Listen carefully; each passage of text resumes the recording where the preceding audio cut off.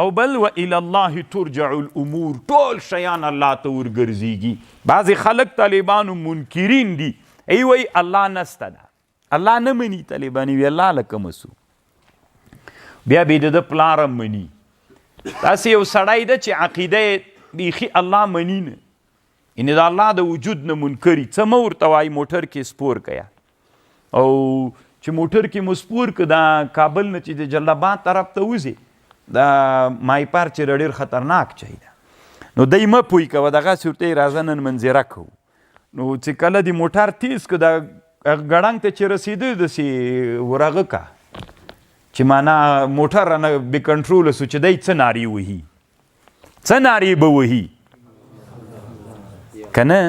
الله الله الله نارې به تېر نه. نو چا درته ویلي؟ تا خو ویلې زه الله نه منم، ولې غیر اختیاري تا د خولې نه د الله نوم وځي؟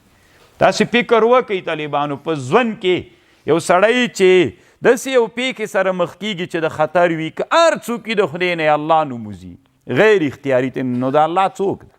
ولې در نه وځي؟ و الی الله ترجع الامور.